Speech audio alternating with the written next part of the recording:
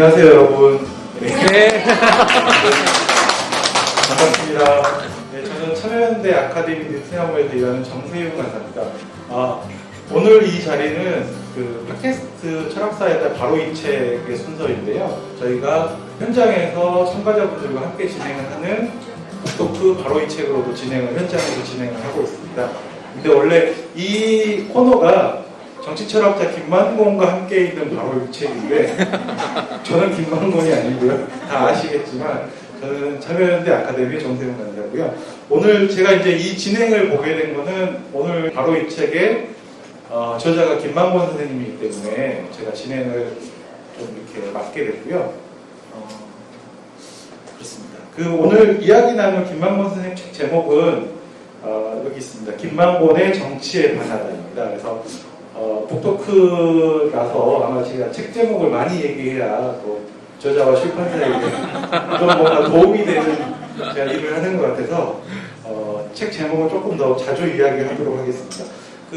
이 책이 나오면서 김만곤 선생님하고 저희 참여연대 아카데미 뉴트리아모와의 관계 좀 이야기를 할 수밖에 없을 것 같은데 전속 철학 강사냐 이런 이야기도 하시고 수강생 중에 일부는 의리로 듣는다 강의가 좋아서 듣기도 하지만 의리로 듣는다 이렇게 하시는 분들이 많을 정도로 기억이 2013년부터 저희 참여연대 아카데미 뉴트리아모에서 강의를 해주시고 계세요. 그래서 한 5년째 매 시즌마다 강의를 하고 계시기 때문에 이 책도 이따 나중에 설명을 하시겠지만 아카데미에서 강의했던 기획들, 내용들이 좀 많이 반영되어 있고요.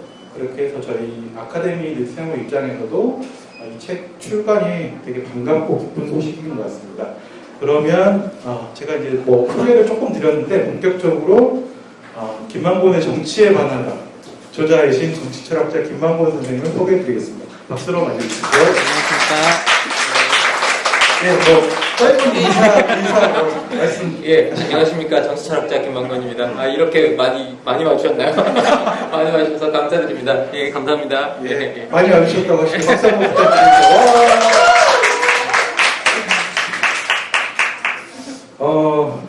사실 이 북토크가 조금 이상하긴 해요. 왜냐하면 책이 오늘 나왔거든요. 그래가지고 며칠 전부터 북토크 한다는데 책이 어딨다는 거냐 막 찾아가 없다는데 이렇게 전화 주신 분이 계셔가지고 제가 책은 오늘 나옵니다 이렇게 말씀드렸는데 정말 책을 안 읽었음에도 불구하고 김만곤을 믿고 이 자리에 와주신 분들이 이렇게 많습니다. 근데 사실 오늘 이 책이 오늘 나왔는데 오늘이 5월 18일이에요. 그래가지고 이게 5월 18일날 책이 나온다는 얘기를 듣고 굉장한 어떤 의도를 가지고 역사적인 어떤 날에 맞추어 책을 낸 것이 아닌가 이렇게 생각했는데 사실 제 책이 출간된 날들이요. 제가 돌이켜보면 되게 의미 있는 날들이 있습니다. 왜냐하면 정치가 떠난 자리라는 책을 제가 박근혜 취임식 날 제가 출간을 했었습니다. 정치가 떠난 자리 정치가 떠난 날 그걸 사실은 그때 그 책이 나올 때 편집자 선생님과 제가 똑같은 마음으로 그날을 정했어요. 이날이 우리 대한민국에서 정치가 떠나는 날이다. 이건 정말 그 제목을 그렇게 해서 정하면서 그때 그 책을 그렇게 냈었는데 정말 정치가 떠났는지 아무도 그 책을 안 보시더라고요. 그래서 나중에 그 책이 나중에 사실은 존재감이 알려진 게 김용민의 있잖아요. 그 팟캐스트. 맞습니다. 거기서 한번 그 책을 소개해 주셨어요. 그래가지고 이제 그 책의 존재감을 어느 정도 나중에 회복하게 됐는데 어쨌든 그 책이 그렇게 출간한 그 책이 나왔던 날은 박근혜 취임식 날이었고 그리고 제가 한번 중간에 정의 괴보하기라는 책을 쓰고 이제 김만곤의 정치에 반하다라는 책을 썼는데요. 이 정치에 반하다라는 이 책이 정권이 바뀌고 바뀐 일주일이 조금 넘었죠. 이제 9일이 됐죠. 그 달에 5월 18일에 나오게 됐다는 것 자체는 상당히 의미가 있는 것 같습니다. 그래서 상당히 뭐라고 해야 될까요? 가슴 뭉클한 부분이 있습니다. 정치가 돌아온 것 같은 느낌 있잖아요. 네, 그런 게 있습니다. 이 책 제목이 김만곤의 정치에 반하다인데 선생님 페이스북에 포스팅에 어떤 분이 약간의 말장난을 하셨더라고요. 이 책 제목에 대해서 뭐냐면 그 얘기를 듣고 보니까 굉장히 좀 놀라워했는데 이게 이제 띄어읽기를 잘해야 되는데 김만곤의 정치에 반하다인데 어떤 분이 혹시 김만권의 정치에 반하다 아니냐, 너의 정치에 반하라는 거 아니냐, 이런 이제 그 말장난처럼 네. 이렇게 댓글을 달아주셨는데 이 제목을 이렇게 좀 듣고 보니까 굉장히 좀 그런 함의가 숨은 의미가 있는 게 아닌가라는 생각도 들었지만 제목을 정치에 반하다라는 제목을 이렇게 다 지으신 이유가 있을지 어떤 목적이 있을지. 사실 이 책 제목이 처음에 제목이 좋아야 되잖아요. 어쨌든 책은 제목을 정하려고 엄청나게 노력하고 있었는데 사실 이 책 제목을 정하는 과정 속에서 제가 정치에 반하다로 가겠다라고 해서 이제 이야기를 드렸는데 이걸 그냥 원래는 그냥 정치에 반하다였어요. 근데 이걸 편집자 선생님께서 김만권의 정치에 반하다라고 이렇게 넣어주셨는데 네, 김만권 선생님의 예. 부인만 좋아하는, 그러니까 저희 어머니나 가족들이 좋아하는 제목이었다. 가족들이 좋아하는 제목이 돼가지고 근데 실제 그 편집자 선생님께 참 고마웠던 건 뭐냐면 진짜로 그 친구가 말장난 쳤듯이 이 김만권의 정치에 반해서 사람들이 많은 독자들이 생겼으면 좋겠다라는 그 마음을 담아서 정말 그렇게 지어주셨다고 그렇게 말씀하시더라고요. 그래서 한 선생님한테 정말 그 감사드렸습니다. 사실 제목을 이렇게 붙여서 선생님 이렇게 앞에 이름 이렇게 크게 붙으려면 진짜 유명해야 되는 거 아닌가요? 제가 그렇게 이야기했거든요. 그랬더니 그 마음을 담아서 그렇게 되라는 마음을 담아서 정말 이 책을 만들었습니다라고 말씀해 주시더라고요. 근데 이 책이 정치에 반하다가 됐던 이유는 뭐냐면 제가 사실 4년 전에 귀국을 했거든요. 4년 전에 귀국을 해서 그 사연 하나를 말씀드리면 4년 전에 제가 이 참여연대에 스스로 걸어 들어왔던 케이스였습니다. 스스로 걸어 들어와서 정의의 계보학이라는 과목을 제가 무료로 강의하겠다 그렇게 이야기를 했던 거죠. 그랬더니 참여연대에서 무료는 말고 그러면 선생님 한번 오셔서 강의를 해보시라라고 하고 이제 그 강의를 열어주셨어요. 그때 강의를 열어주시고 기획해주신 간사님도 지금 여기 이 자리에 와 계십니다. 정말 고마운 분이시고요. 사실 더 정말 정직하게 말씀드리면 그때 그 정의의 계보학이 제가 호모 저스티스라는 책으로 바뀌게 됩니다. 그리고 뭐 어떻게 보면 제가 나온 지금은 한국에 들어서 쓴 두 권의 책 모두가 다 참여연대에서 출발했던 책인 것 같습니다. 이 정치에 반하다도요 마찬가지였는데 그런데 정치에 반하다라는 제목을 짓게 된 이유가 뭐냐면 그렇게 4년 동안 그 이후로 쭉 활동하면서 참여연대에서 강의를 한다라는 것 때문인지 모르겠지만 정말 많은 곳에서 연락이 왔어요. 정말 많은 곳에서 여기 와서 강의해주세요 그랬을 때 제가 그때 결심했던 건 뭐냐면 불러주면 다 간다라는 마음이었었거든요. 그래서 정말 불러주시는데 다 간다는 마음으로 가서 강의를 쭉 하면서 제가 4년 동안 정말 많은 분을 만났습니다. 근데 많은 사람들을 만나면서 제가 느꼈던 게 뭐였냐면요. 많은 분들이 정치에 정말 보면 반응이 거의 두 가지인데 하나는 너무 정치에 빠져 계시고요. 한쪽은 너무 정치에 무관심하세요. 그래서 이 원인을 잘 들여다봤어요. 왜 이렇게 어떤 사람은 정치에 열광하고 있고 어떤 사람은 이렇게 정치에 무관심할까 했는데 대부분 다 정치에 빠져 계신 분도 어떤 정치인이 좋아서 빠져 계시고 그리고 정치에 무관심한 분도 어떤 정치꾼들이 싫어서 혐오해서 거기서 빠져나가시는 그런 현상들이 많더라고요.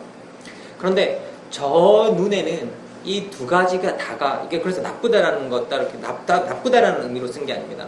정치에 반대할 때 있잖아요. 정치에 그렇게 반하는 행위처럼 보였어요. 저는 정치가 영역이라고 늘 생각하거든요. 행위자의 문제가 아니라. 그래서 정치가 영역이라 이 정치는 인간이 인간을 서로 돌보는 영역이잖아요. 서로 돌보는 영역. 그래서 이 영역의 매력을 정말 알게 해주고 싶었어요. 이 정치라는 영역 자체가 얼마나 매력적인지. 만약에 내가 누군가가 정치가가 좋아서 정치에 빠져 있다면 그 정치인이 여기를 떠나면 정치에서 관심을 떼겠죠. 하지만 이 정치라는 영역 자체의 매력에 빠져 있다면 그 정치가가 떠나도 이 정치 안에 남아서 여전히 서로를 돌보는 활동을 할 수 있다고 생각했었거든요.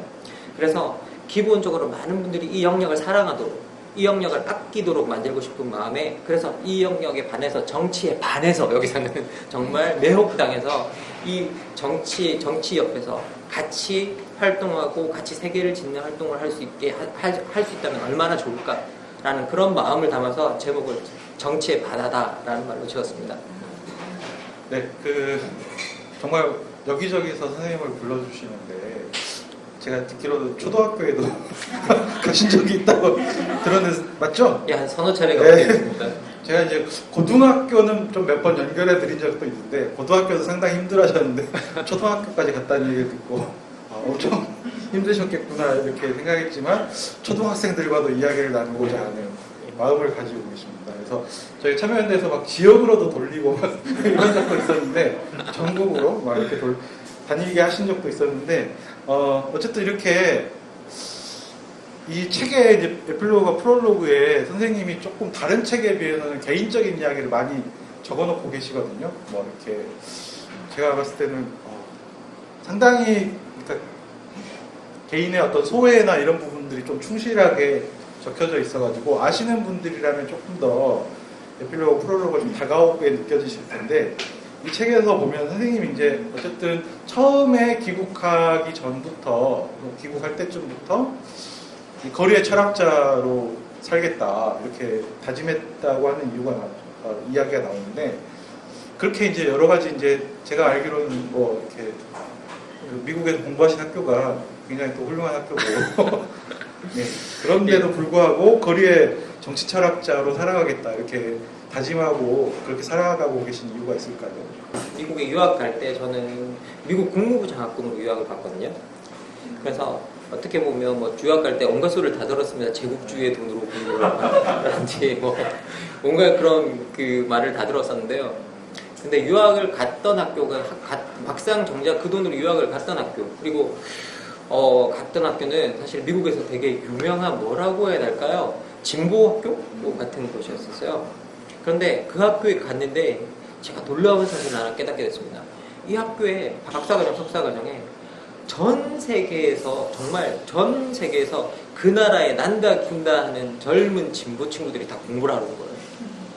근데 이 친구들이 활동하는 걸 보니까 학자가 되겠다는 사람이 거의 없어요. 이 친구들이 뭘 하고 싶냐면 나는 돌아가서 라이터가 될 거야. 나는 작가가 될 거야.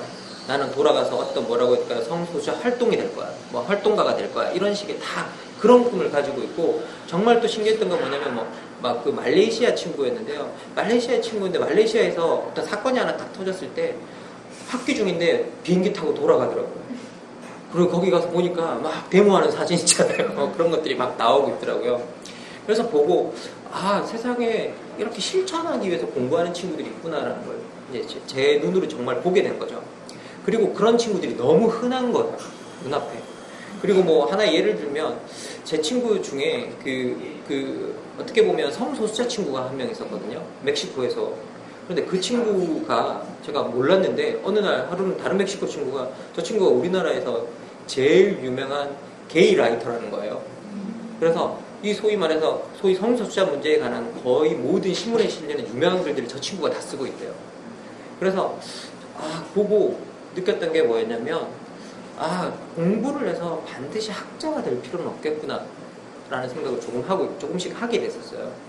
그런데 이명박 정권이 됐죠. 제가 유학한 사이에. 근데 뭐라고 해야 될까요? 이건 정말 어떻게 말씀드리냐면 고국의 모든 사람은 다 고생하고 있는 나만 외국에서 뭐라고 해야 돼? 편하게 있는 느낌? 그런 죄책감 같은 게 좀 은근히 마음속에 있었거든요. 그래서 그런 것들과 겹쳐가면서 계속 돌아가면 공부보다는 민주주의라는 걸 위해서 뭔가를 해봐야겠다라는 생각을 하게 됐었어요. 그리고 그 민주주의라는 이야기를 하려면 학교에서 교수가 되는 것보다는 학교 밖으로 나가는 것이 훨씬 좋겠다라는 생각이 들었습니다.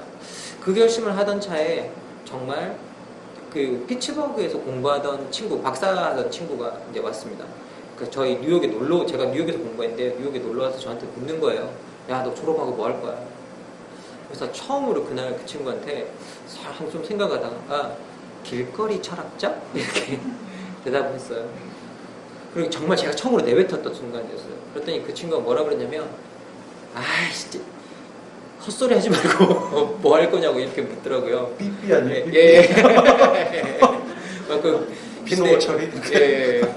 그런데 그 친구는 지금 이제 서울시립대학교 교수가 됐습니다. 근데 그 친구가 저의 열렬한 지지자 중에 한 사람이거든요.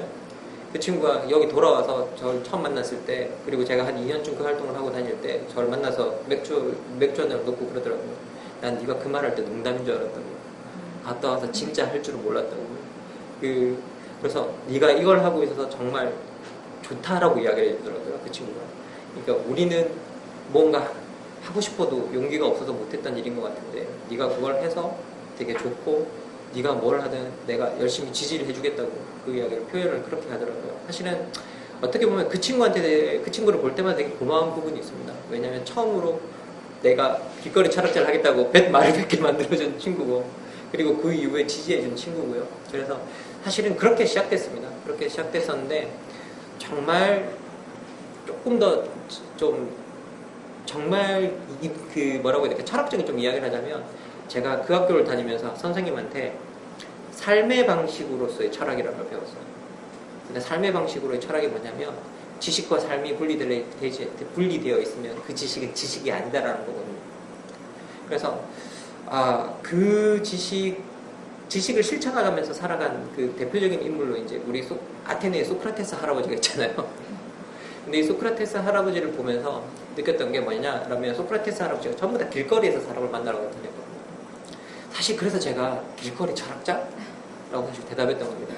사실 정말 여러분께 말씀드리면 소크라테스가 사형에 처해졌던 이유가 젊은이들을 타락시키고 새로운 영혼을 도시에 불러왔다라는 이유로 죽음에 처해졌는데, 저한테는 그런 일은 없을 거라는 생각이 듭니다. 하지만 저의 목표도 젊은이들을 타락시키고 도시에 새로운 영혼을 불러오는 게 목적 중에 하나입니다. 예. 그 정치학자 중에 이제 보면 정치를 하시는 거나 실제 아니면 정치 평론, 뭐 종편에 나와서 이쪽 패널로서 정치 평론을 하시거나 이런 분들은 정치학자 중에 굉장히 많은데, 대중적으로 알려진 정치 철학자는 사실은 한국에서는 제가 기억하기로 거의 없다시피 하고, 그러니까 이제 인문 분야에서 철학을 이야기하시는 분이나 뭐 고전을 강의하시는 분들은 좀 있지만, 실질적으로 철학의 주제나 분야 중에서도 정치 철학을 이렇게 시민들과 함께 이야기 나누는 분들, 뭐 알려진 분들은 많지 않은데요. 어쨌든 지금까지 이제 귀국하시고 나서 쭉 이렇게 정치 철학자로서 또 시민들 만나고 계신데, 이런 생활, 막 저한테 막 어제 2시간밖에 못 잤어요. 이럴 때도 많으신데, 혹시 생활과 삶에 이 만족을 하시고 계시는지 어떻게 또 느끼고 계시는지 궁금하네요. 사실 저도 정치 철학자로 나서야겠다고 생각했을 때, 사실 대한민국에 자기 직업을 대놓고 정치 철학자라고 하는 사람은 아직 저 외에 본 적은 없거든요.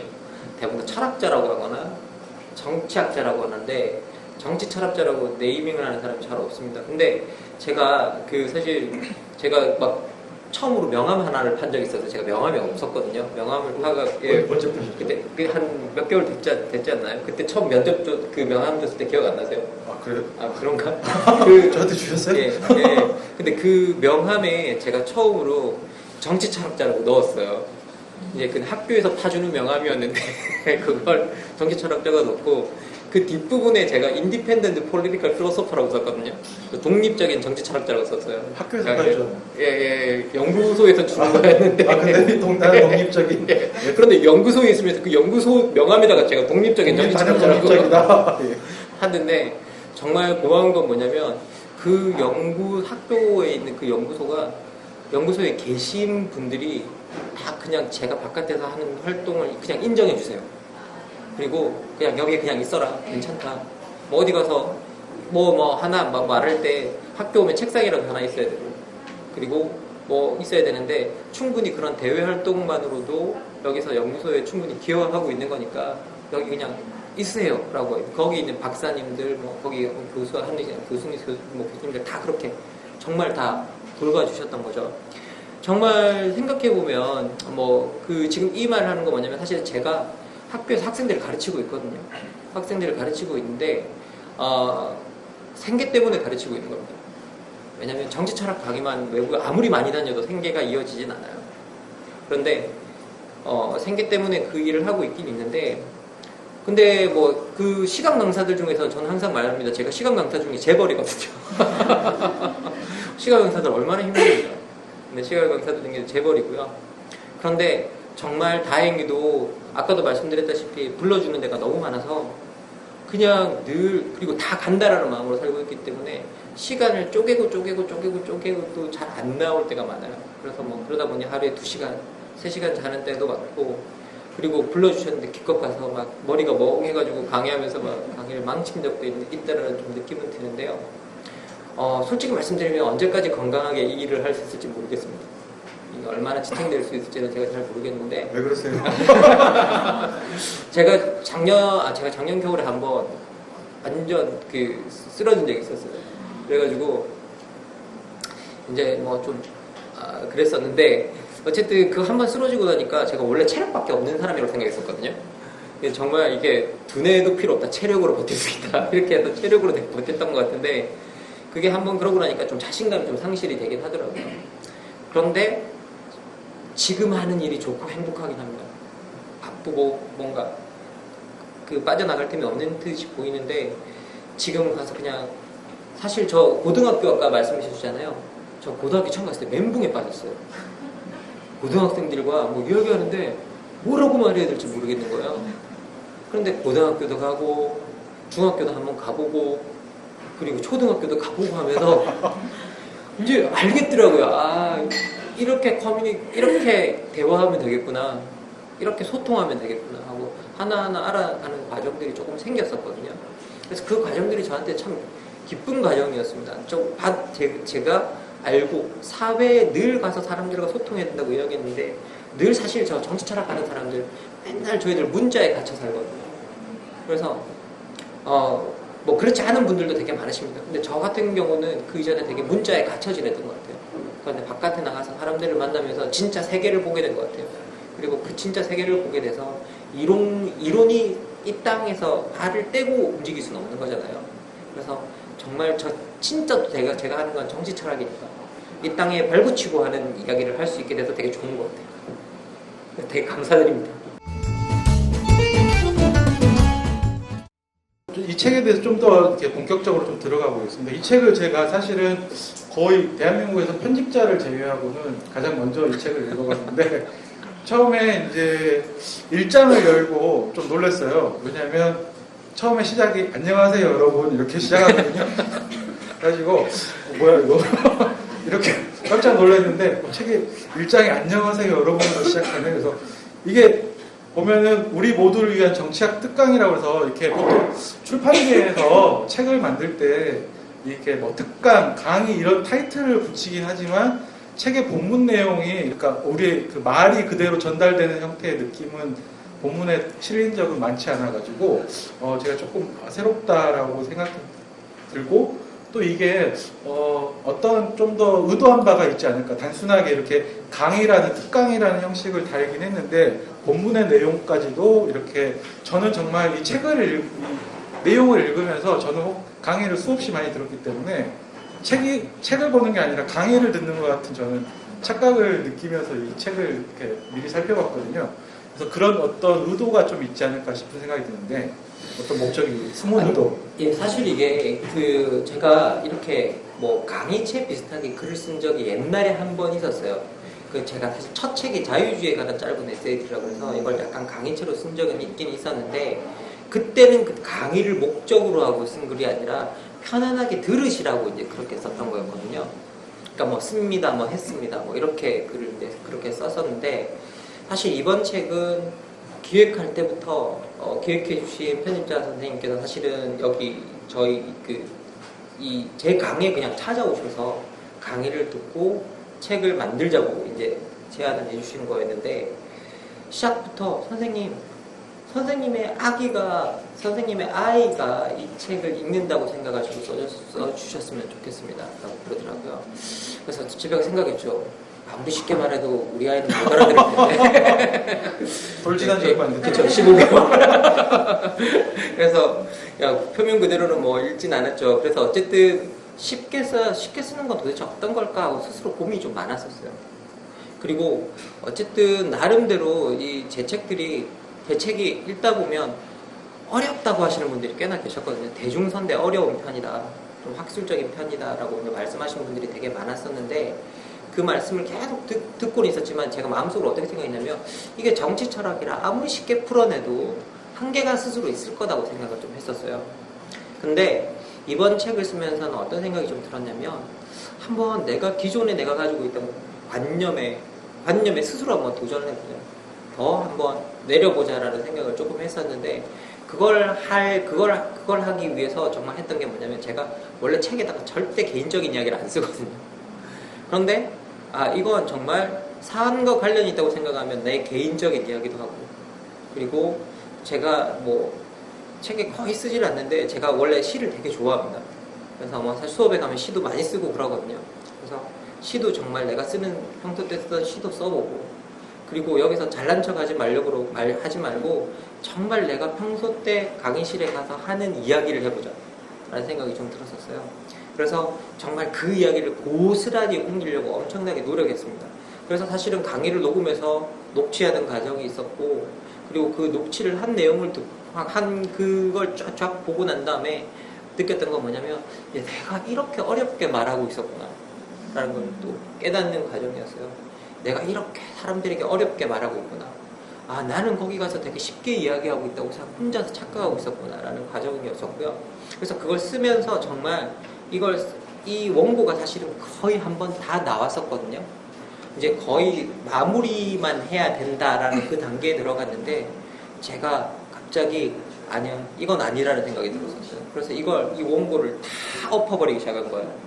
그래서 편집자 선생님이 사실 정말 말씀드리자면 우리 5월달에 징검다리 휴일이었잖아요. 저 때문에 휴일이 하루도 없었어요.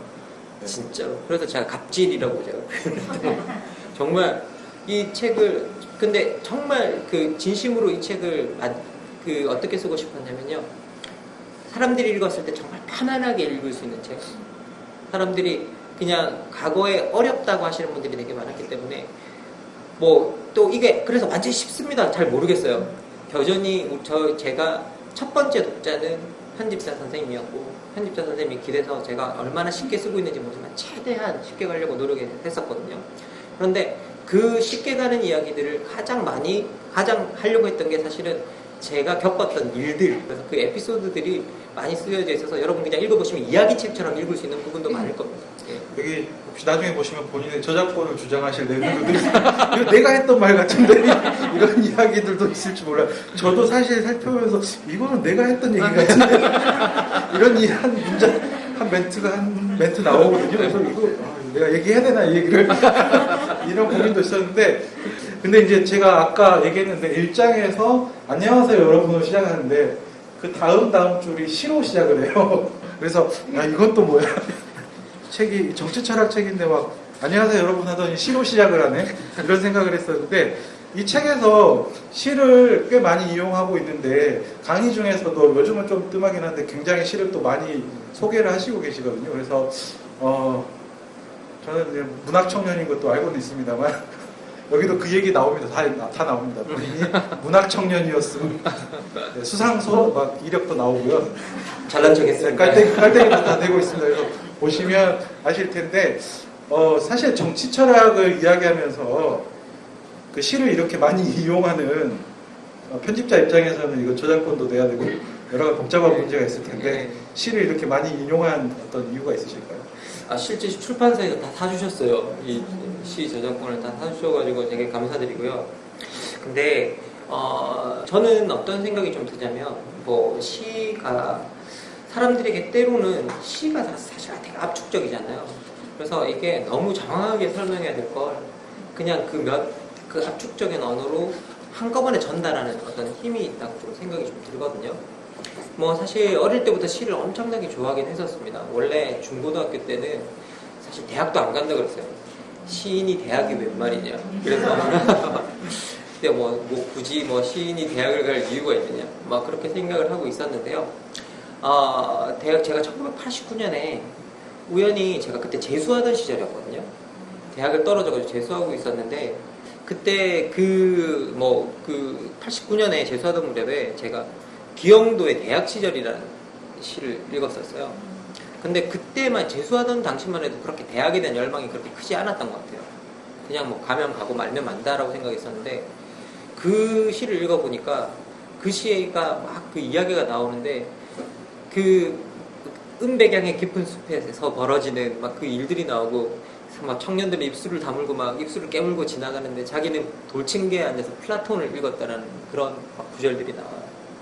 그런데 그 구절을 읽는 순간 제가 어떤 생각이 들었냐면 아주 그 당시에 그냥 그 19살 소년처럼 아, 나도 이 돌층계에 가서 플라톤을 읽고 싶어. 이 생각이 갑자기 드는 거예요. 그때부터 정말 열심히 공부했던 것 같아요. 가야겠다. 이 돌층계에 가서 내가 이 플라톤을 한번 읽어봐야겠다. 사실 이게 되게 부끄러워서 사람들한테 말을 잘 못했었는데요. 대학 가서 제일 먼저 했던 게 그 돌층계에 가봤었어요. 신학계 가면 예. 꼭 그런 학생도 있나요? 예. 선생님 말고도? 그 잘 모르겠습니다. 근데 이게 가가지고 돌층계에 딱 그때는 물론 플라톤을 들고 가진 않았습니다. 정말 먼저 했던 게 가서 이게 돌층계를 딱 봤던 거였거든요. 근데 되게 제가 책에도 그렇게 썼는데 참 아이러니한 건 뭐냐면 제가 학생들 학교에서 플라톤 가르치거든요.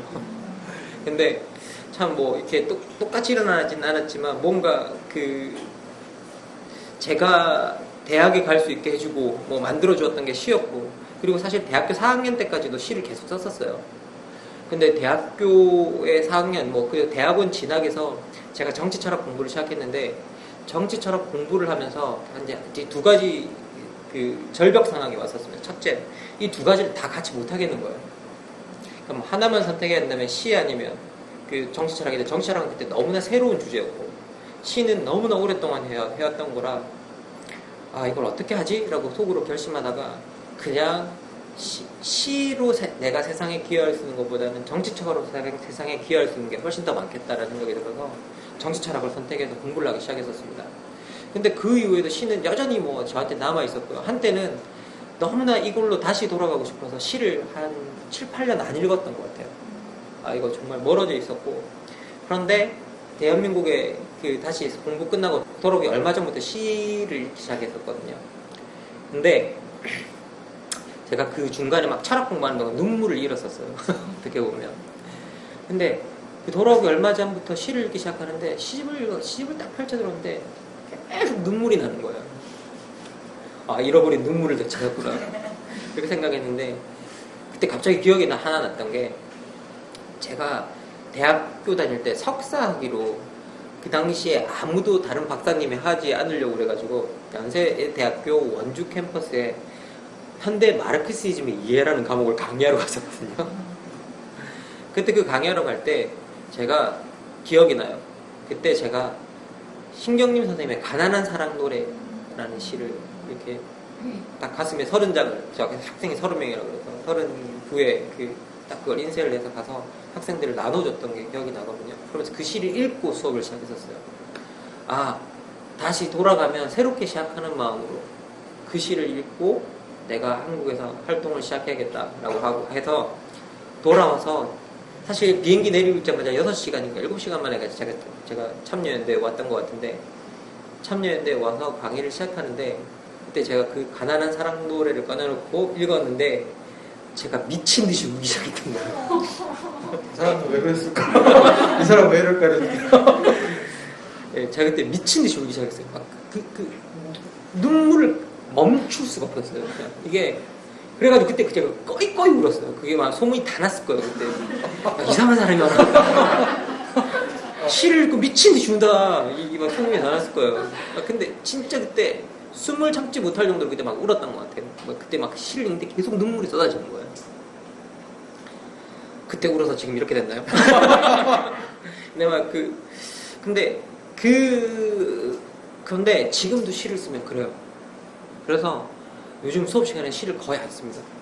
근데 수업 가서 계속 울 수는 없어서 이게 시를 쓰면 자꾸 시를 읽으면 그렇게 자꾸 눈물이 나요. 요즘 시들이 그리고 옛날 시들도 마찬가지겠지만 원래 기본적으로 시가 부끄러움과 아픔을 노래하는 경우가 많잖아요.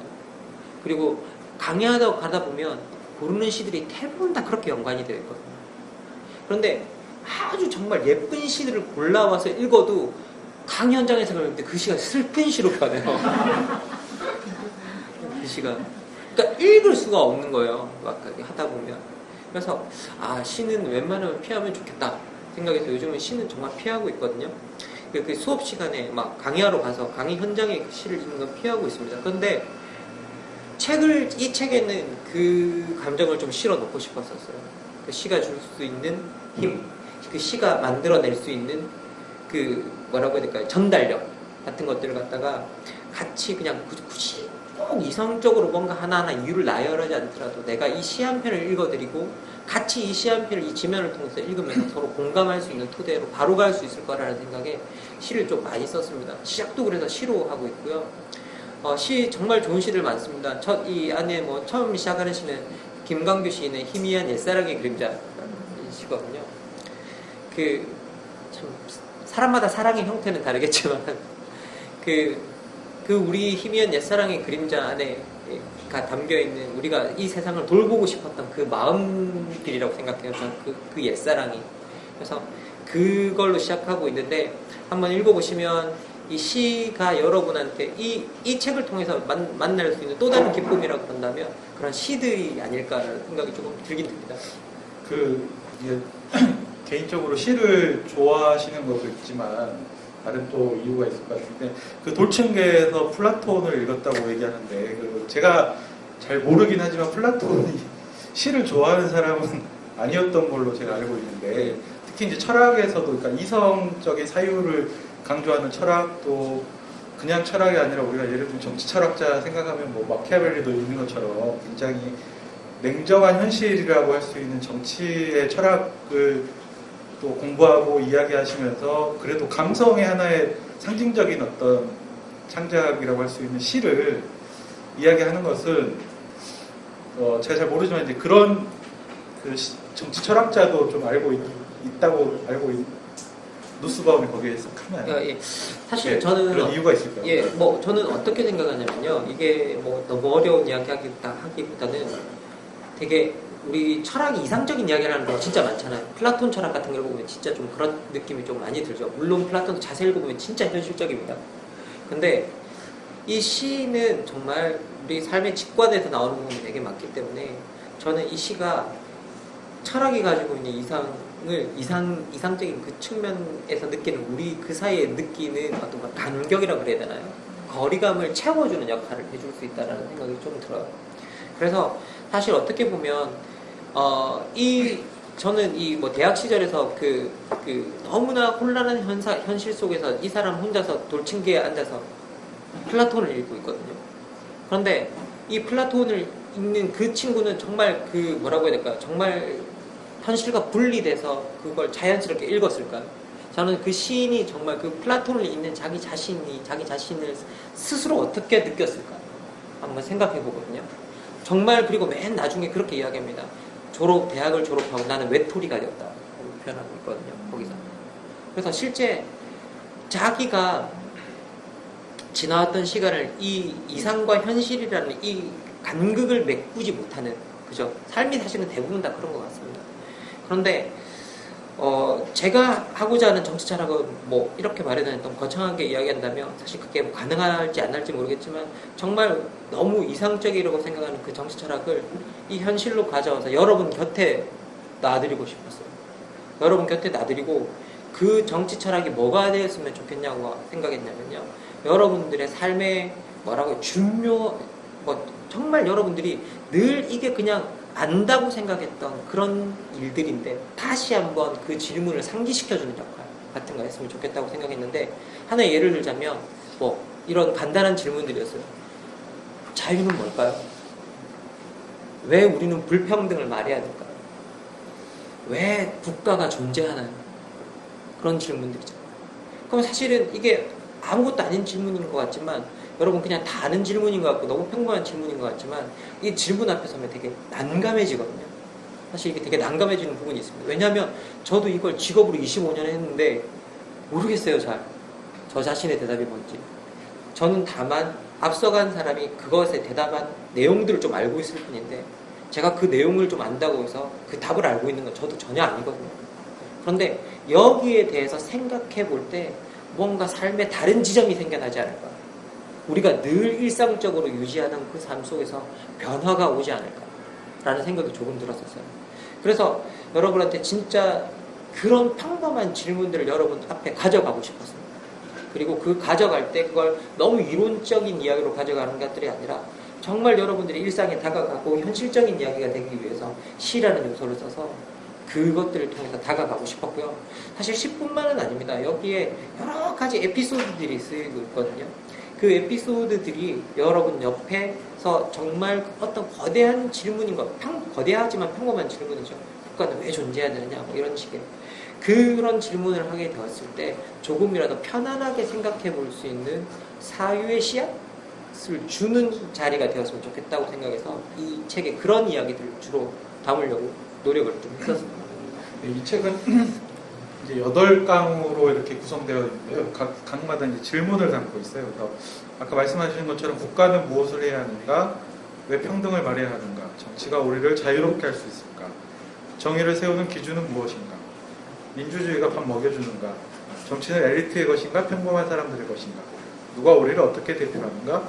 무엇이 정치의 신뢰를 만드는가? 이렇게 8개의 질문으로 정치를 생각할 때 우리가 이야기해 볼 수 있는 8개의 질문으로 구성되어 있는데 뭐 안 아픈 손가락 없고 모든 이 장을 쓸 때마다 최선을 다하셨겠지만 좀 더 이렇게 공들여서 혹은 마음이 쓰이는 어떤 질문과 장이 있다면 꼭지가 있다면 어떤 꼭지였을지.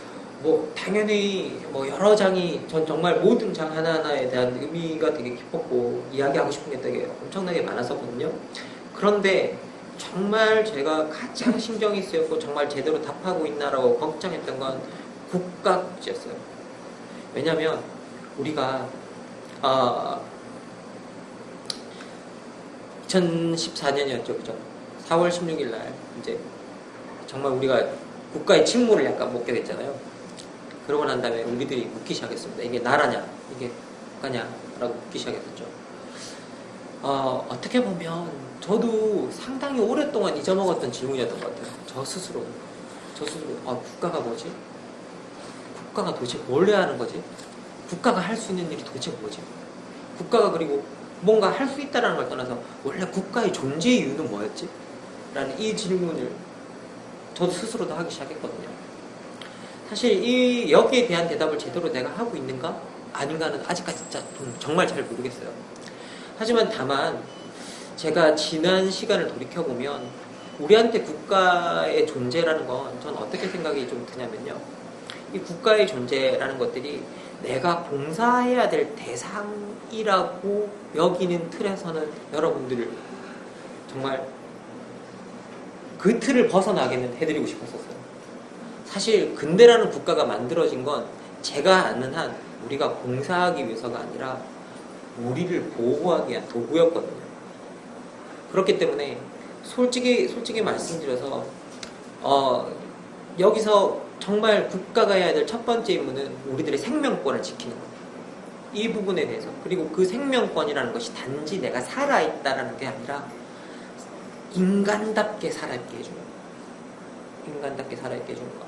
이것이 국가가 할 일이다라는 걸 정말 그 일을 해드리고 싶었는데 우리 국가가 처한 현실이 전 그때 이 첫 곡지를 쓸 때 우리 국가가 처했던 현실이 뭐였냐면 인간답게 산다는 게 아니라 살아있다라는 게 되게 중요한 느낌이 드는 그런 상황이었기 때문에 우리가 세월호의 진실도 밝혀내지 못하고 있었고 여전히 세월호는 그 수면 아래 가라앉아 있었고 그래서 그런 느낌이 들었기 때문에 정말 여기서 국가가 해야 될 일로서 생명권을 지키는 것이 얼마나 소중한 것인가 그 이야기를 쓰고 있었는데 마침 정말 다행이었던 건 뭐냐면 그때 박근혜 탄핵 심판이 결정이 됐어요. 그러면서 탄핵 심판 결정문에 우리 헌법재판관들이 그렇게 써주는 국가의 제1의 임무는 국민의 생명과 안전을 보호하는 것이라 그렇게 쓰고 있어요. 그래서 그 구절을 탄핵 결정문에서 정말 이렇게 빼서 이 책에 박을 쓰였던 게 정말 좋았었어요. 그리고 저는 불행히도 세월호가 탄핵 사유는 되지 않았잖아요. 하지만 그게 우리한테 생명권이라는 것들, 우리한테 생명권이라는 것이 있다라는 것들을 다시 한번 사유하고 이야기할 수 있게 해주는 그게 엄청나게 기여했다고 생각했거든요. 그래서 그걸 잊어버리지 않기 위해서 그 계기를 잃어버리지 말자라는 그런 관점에서 이 국가의 그 이야기들을 좀 많이 담아봤습니다. 그래서 여러분들이 한번 읽어보시고 생각해 볼 수 있는 뭐 기회가 되었으면 좋겠다라는 생각은 듭니다. 예. 네, 사실은 이게 얘기를 나누다 보면 국가란 무엇인가라는 질문을 제가 주고받은 적이 있었는데 정말 답하기 힘든 질문이다. 그래서 겨우 생각해낸 게 국가의 3요소, 영토, 주권, 국민.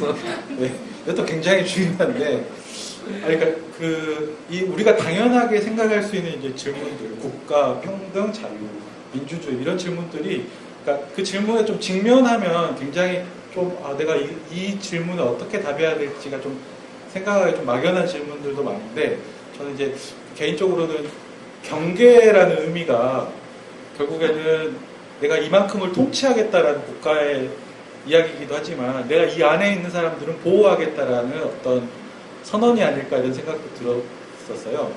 맞는 얘기네요. 사실은 그렇죠. 사실 요즘 저는 학교에서 강의할 때 젊은 우리 학생들한테 늘 하는 포인트 말하는 게 있습니다. 절대 네 인생은 스스로 책임질 수 없다. 네 인생을 스스로 책임지라는 그 말 자체, 책임져야 한다는 그 말 자체가 가지고 있는 엄청난 이데올로기가 강해요. 우리가 거기에 함몰되면 국가가 너무 좋아한다. 왜? 국가가 할 일이 없잖아요. 예? 그런데 우리가 어떻게 우리의 인생을 다 책임질 수 있습니까? 우리는 태어나고 자라면서부터 제가 이거 조문영 선생님이 참 잘 말해주셨는데 인류학자이십니다. 조문영 선생님께서. 우리는 태어나면서부터 엄마의 젖에 기대어서 성장하는데 그리고 우리가 죽는 그 순간에는 누군가의 보호를 받잖아요. 그러면 우린 죽는 순간까지도 우린 누군가에 기대어야만 하는데 어떻게 모든 일을 스스로 다 해결하고 모든 것에 다 책임을 질 수 있냐. 그래서 책임질 수 있는 것만 지는 것 같아요. 그리고 그 책임질 수 있는 영역을 너무 많이 넓혀도 안 되는 것 같아요. 뭐든 할 수 있어. 내가 다 이걸 하면 책임질 수 있어. 이 바깥의 틀로 나오는 것들. 정말 책임질 수 있는 것들만 책임지도록 만들어야 국가가 할 일이 생겨납니다. 우리가 다 책임지면 사실 국가의 존재는 우리한테 그냥 세금 받아가는 거 외에 할 일이 없는 거죠. 그럼 국가가 정말 우리한테 해야 될 일은 어디서 나오느냐라고 생각하냐면요. 저 같은 경우는 우리가 명확하게 우리가 책임질 수 있는 것만 책임질 수 있다고 이야기해 주는 거예요. 이게 정말 중요한 부분인 것 같아요. 다 책임질 수 있다고 말하는 순간 그건 우리 스스로에게 더 씌우는 족쇄인 것 같아요. 그래서 그 바깥으로 나와야지만 우린 또 어떤 말을 할 수 있냐면요.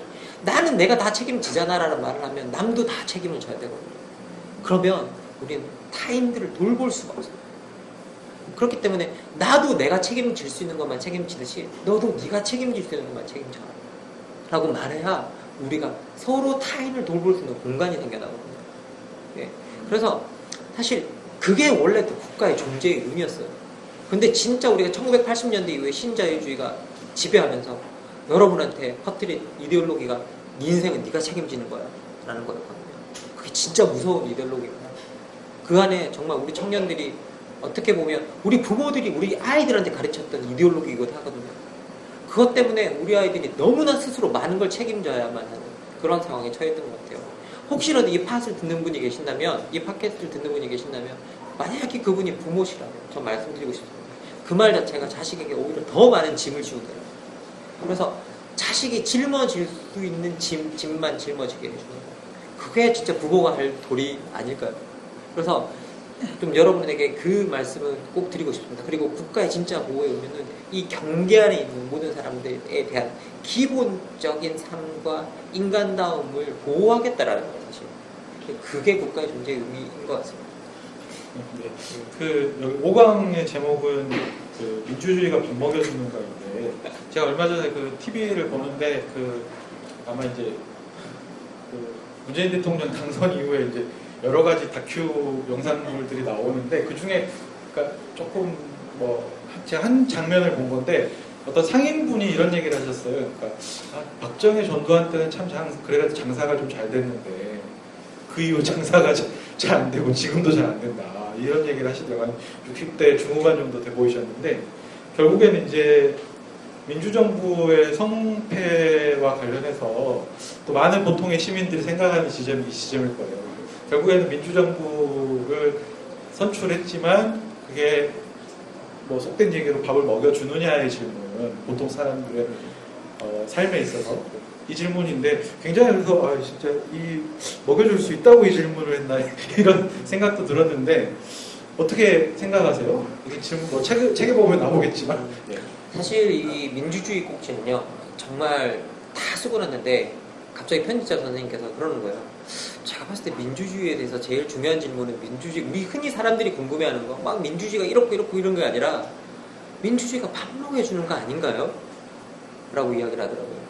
그 질문을 받는 순간 이제 이게 맞는데? 라고 생각하면서 또 동시에 패닉에 빠졌어요. 왜 처음부터 다 다시 써야 되니까. 예, 패닉에 빠졌어요. 정말 그래서 그 질문이 맞다고 생각했고 그 질문을 받아서 이제 쓰기 시작했던 거죠. 근데 사실 되게 중요했던 거라는 생각이 듭니다. 왜냐하면 이 질문 자체가 되게 정치적이에요. 민주주의가 밥 먹여주는가? 이게 되게 현실적인 질문이기도 하지만 엄청나게 정치적인 질문이기도 하거든요. 정치적이라기보다는 네. 어떤 선동적인, 수사적인. 그쵸. 민주주의에 반대하는 사람들이 던질 수 있는 가장 유효한 질문이에요. 그러니까 민주주의 하면 밥 먹을 수 있어? 라고. 그런데 그 질문을 던지시는 분들이 많은 분들 중에 다 밥 먹을 만한 사람들이 던져요. 정말 또 희한한 거. 그 질문을 밥 먹을 만한 사람이 야 민주주의가 밥 먹여줘 라는 말을 던지는데 근데 그 이야기를 그런 분이 그런 이야기를 하시면 가슴속에 입에 담긴 이야기는 있습니다. 밥 먹여주면 다 합니까? 라는 그런 마인드는 있어요, 마음속에. 근데 그 이야기를 털어놓고 해버렸네요. 이게 털어놓고 하면 별로 이제 이런 이야기가 적대적으로 다가가기 때문에 통할 리도 없고 그러면 정말 그 민주주의가 밥 먹여줄 수 있는가에 대해서 저희가 답을 해야 되는 부분이 있다고 생각했습니다. 근데 이 민주주의가 밥 먹여주는가 되게 저는 이제 신기했던 게 뭐냐면요. 이번 선거 말고요. 지난 대선에 박근혜 전 대통령과 문재인 이제 지금 현재 대통령이 이제 경쟁을 했잖아요. 그때 문 캠프에서는 재벌 개혁이라는 걸 이야기했었거든요. 경제민주화였죠. 경제민주화를 이야기했었고 이쪽 반대편에서는 복지 공약을 가지고 있었어요. 이게 밥 먹여준다는 거 되는 거죠. 그래서 이게 민주주의가 밥 먹여주는가라는 이 질문이 한쪽이 경제민주화를 통해서 민주주의를 들고 간 셈이 돼버렸고 반대쪽이 밥 먹여주는가를 들고 가는 셈이 되어버렸습니다. 그러면서 저는 그게 두 쪽으로 딱 나는 거 보면서 이 선거 이길 수 있을까? 라는 되게 현실적인 마음이 좀 다가왔었어요. 왜 사람들은 기본적으로 민주주의가 밥 먹여주는가라는 질문을 긍정적으로 생각하는 것 자체가 사실은 밥 먹여주는가에 훨씬 더 관심이 많다라는 의미거든요. 그래서 그렇게 두 개가 갈려서 희한하게 사실은 재벌 개혁도 하고 뭐 경제 민주화하겠다라는 건 더 사람들에게 많이 밥 먹여주겠다라는 의미였는데 이 경제 민주화가 쓸모없는 민주주의 틀에 갇혀버리고 약간 뭐라고 해야 될까요? 사람들의 눈에. 그리고 한쪽에서는 정말 밥 먹여주는 현실적 복지 공약처럼 보이기 시작하면서 이게 완전히 이 틀이 갈라지는 현상이 일어나는 걸 보고 여기에 대해서 적합하게 이 두 질문을 엮어서 답할 수는 있어야겠다라는 생각은 조금 들었었습니다. 사실 이걸 너무 어렵게 생각할 필요는 없다라고 저는 늘 생각해 왔는데요. 사실 쓰면서 보니까 어려운 부분이 있다라는 걸 좀 느꼈던 게 뭐냐면 기본적으로 설명해야 될 게 되게 많더라고요. 민주주의가 밥 먹여주느냐를 이제 이야기해야 되면 우리가 사실 뭐 공리주의 같은 거 이야기하면 행복은 추구하고 고통은 피하세요. 막 이렇게 이야기하면 여러분 이거 제가 설명 안 드려도 되잖아요. 행복은 추구하고 고통은 피하면 됩니다. 근데 우리가 막 칸트의 막 도덕 철학 이야기하다 보면 뭐 인간이 어떻고 막 뭐 도덕이 어떻고 네 양심이 어떻고 막 저 하늘에 보면 별이 반짝이고 막 온갖 이야기를 다 해야 되거든요. 그래도 사람들이 그 이야기 설득이 잘 안 돼요. 그런데 민주주의가 밥 먹여주는 걸 어떻게 설명할 수 있지? 이제 이게 되게 어려웠던 거죠. 그런데 기본적으로 이게 또 어려운 설명인지는 모르겠습니다. 근데 민주주의가 밥 먹여주는 구조는 전 이렇게 보면 된다고 생각하면 됩니다. 내가 이 민주주의에 기댈 때 진짜 밥 먹을 수 있으면 되는 거잖아요.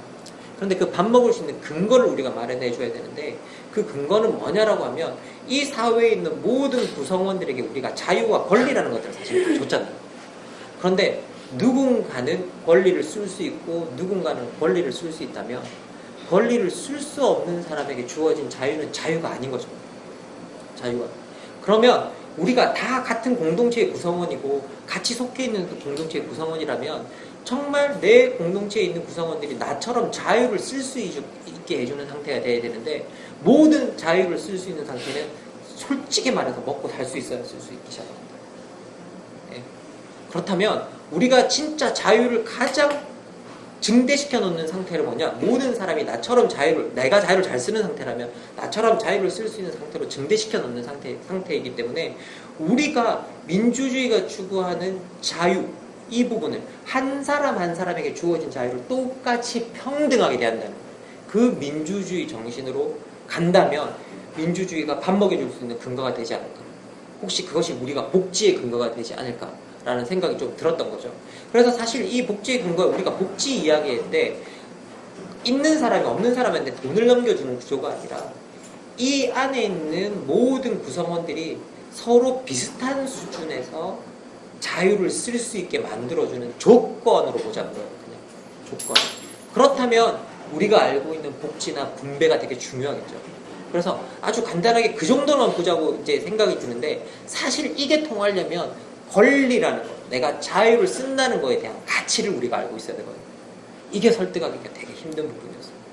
자유를 쓸 수 있다는 것이 그거 얼마나 좋은 가치인가. 자유.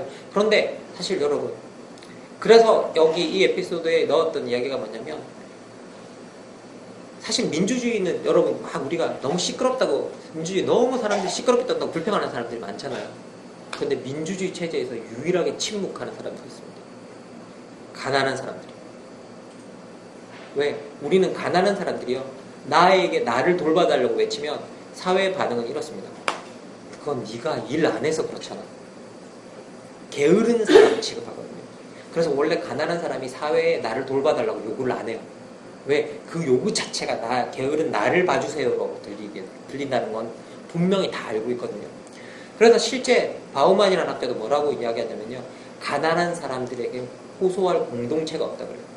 그리고 가난한 사람은 침묵하게 된다라고 표현합니다. 그리고 우리가, 여러분들도 아실 거예요. 사회는 전부 다 어떻게 생각하냐면요, 착한 빈민은 아무것도 요구하지 않는 빈민이에요. 아무것도 요구하지 않는 빈민. 그렇기 때문에 실제 우리가 이 부분을 한번 생각해 봐야 될 것 같아요. 우리가 모든 사람에게 시끄럽게 떠들 권리가 만약에 주어졌다 그러면 거기서 말을 할 수 있는 사람이 있어야, 누구나 다 말을 할 수 있어야 되는데, 일부 사람들이 그 말조차 할 수 없는 상황이라고 그런다면 거기에 문제가 있는 거죠. 그들도 말하게 해주든가. 예? 그리고 그 가난이 얼마나 심각하냐, 그 가난 그 자체가 우리를 침묵하게 만들고, 여러분이 사회에서 침묵하면 보이지 않게 되거든요. 보이지 않게 되면 돌봐주지 않게 됩니다. 보여야만 돌봐줍니다. 사실 모든 도시들이 이제 어떻게 건설돼 가고 있냐면요, 부자와 가난한 사람들을 걸고 가난한 사람들을 한 곳에 몰아넣어요. 그리고 우리가 길거리 걸어 다닐 때는 아무도 몰라요. 그런데 밤에 집에 돌아가면 다 알아요. 어느 거리에서는 가난한 사람이 다 모여서 자고 있고요, 어느 거리에서는 거기서 벗어난 사람들이 따로 모여서 자고 있어요. 그래서 모든 도시는, 아간베는 이렇게 설명합니다. 모든 도시는 그 안에 수용소를 가지고 표현하거든요. 실제 그 일들이 지금 현재 일어나고 있습니다. 그래서 그분들도 같이 말할 수 있는 공간을 주는 건 정말 중요한 이야기인 것 같습니다. 제가 이렇게 선거제도 부분을 잠깐 살펴보면서 그런 생각이 들었어요. 저 개인적으로도 그런 얘기를 하시는 분들이 있는데, 우리나라에서는 계급 투표가 왜 안 되느냐 이렇게 얘기하긴 하지만, 저는 일반적으로 시민들이 선거를 통해서 기본적으로 정치를 학습하는 기회를 갖는다고 생각하는데, 저희가 이제 그 국회의원 선거할 때는 지역구 대표를 뽑잖아요, 사실은. 그러면서 지역구 대표를 뽑을 때 저는 제 지역의 이익이 뭔지 잘 모르겠거든요, 사실은. 그냥 정당을 보고 뽑는다거나 아니면 뭐 이렇게 대충 뽑게 되는데, 정작 선거제도는 지역구의 대표를 뽑는 선거제도인데, 막 그 전문가라는 사람들 나와가지고 우리나라는 계급 투표를 안 합니다, 뭐 이런 식으로 얘기하는 거는 실제 시민들에게 그런 학습의 기회, 나의 계급적 이해, 내가 속한 계층의 이익이 무엇이고, 그것을 대변하는 정당이 어느 정당이고, 어떤 정치인이 나의 이익을 대변하는가를 생각할 수 있는 선거제도를 갖추지 못한 상태에서 계급 투표가 좋은데 왜 그걸 안 하고 있니, 이렇게 이야기하는 것 같다 생각이 들어서, 저는 우리나라의 선거제도, 그러니까 정당도 마찬가지인데 선거제도가 가장 중요한 정치학습의 장이라면 그 기회들이 정작 제공되고 있지 못하지 않나. 그래서 정치적 사유, 그러니까 우리가 일반적으로 가장 그 정치에 대해서 생각할 수 있는 순간이 선거라고 한다면 우리나라는 그 선거도 별로 이렇게 그다지 정치에 대해서 생각한다기보다는 사표가 될까, 내가 던지는 표가 사표가 될까, 혹은 소신 투표를 해야 되나 이런 차원의 고민들만 하는 것 같은데 이 장에서 그 얘기가 핵심은 아닌데 혹시 어떻게 생각하시는지 좀 여쭙고 싶습니다. 어떠실까요? 독일 같은 경우는 보면 사실상 사표가 없는 구조입니다.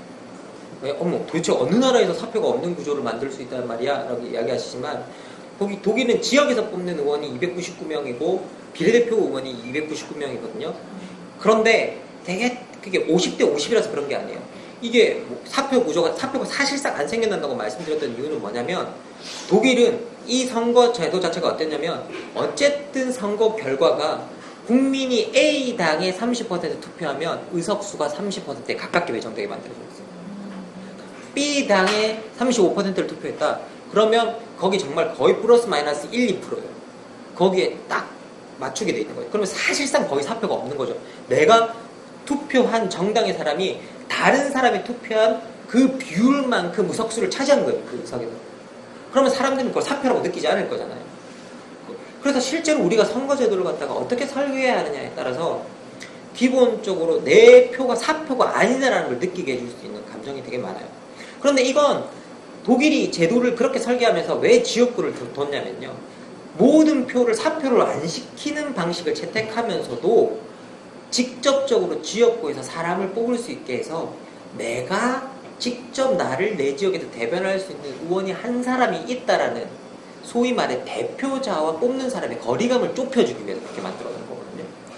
그러니까 이건 아주 어떻게 보면 정교하게 잘 설계가 된 거죠. 내가 직접 뽑는 대표자가 있어. 그런데 그 대표자들과 비례대표자들을 다 맞춰보니까 어쨌든 의석수는 우리나라에서 A당에 30% 투표했으면 30% 정도가 그냥 그 의석을 차지하고 있어. 그러면 기본적으로 사표라는 느낌도 없고 내가 뽑은 대표자라는 느낌도 있죠. 대표자가 있다는 느낌도 있죠. 그래서 기본적으로 이 선거제도라는 것들을 어떻게 설계하느냐는 정말 어떻게 보면 중요한 것 같고요. 이렇게 제도를 바꿔줘야 우리가 사표감이 없어지는 거지. 정말 사표감을 딛고 계속 정치를 한다거나 뭐 나가서 뭘 한다거나 이건 나쁜 상황인 거예요. 그래서 이건 정말 해결책이 아니거든요. 진짜 해결책은 제가 어디 가서 여러분 지금 해결책은 그 절망감을 딛고 그래도 꿋꿋이 뭔가를 해야 됩니다가 해결책이 아니라 정말 제도를 바꿔줘야 돼요. 제도를 바꾸어서 그 사람에게 그 감정이 사라지도록 해주는 그것들이 해결책인 것 같아요. 그래서 여러분들이 정말 여기에 근본적으로 관심을 가지고 앞으로 선거제도를 개혁할 때 많은 관심을 가져주셨으면 좋겠다라는 생각이 듭니다. 네. 어쨌든 근데 그럼에도 불구하고 참 우리 대한민국이 대단하다고 생각되는 거는 그럼에도 불구하고 박근혜를 탄핵시키고 이게 미국이 질투할 만한 민주주의를 꽃피운 지금 순간들을 맞이하고 있는데 어쨌든 제가 알기로 제가 사실 선생님을 처음 접하게 된 게 2008년 그 광우병 촛불 집회 이후에 쓰신 참여의 희망이라는 책을 보고 이 사람 누구야 싶어가지고 메일로 연락을 드린 게 첫 그 인연이기 시작했는데 이 책도 아마 이제 촛불 2016년 10월부터 해서 탄핵 그리고 대선까지 국면을 경험하시면서 그 중간중간에 이제 촛불 시민혁명에 대한 이야기들이 책 속에 녹아들어 있는데 어떻게 느끼셨고 그 이야기들이 책 속에 어떻게 좀 담았는지 좀 소개해 주시면 좋겠습니다. 이게 사실 그 2008년 강우병 집회 같은 경우에는 저한테 엄청나게 중요한 순간이었던 것 같아요. 제가 사실 공부하고 있는 주제와도 상당히 많이 맞닿아 있었고 어떻게 보면 그때 느꼈던 감정 같은 것들이 정말 우리 이 땅의 민주주의가 정말 살아있구나, 이 땅의 사람들이 진짜 행동하고 움직이는구나 라는 어떤 걸 좀 느끼게 해줬던 시간이었던 것 같고요.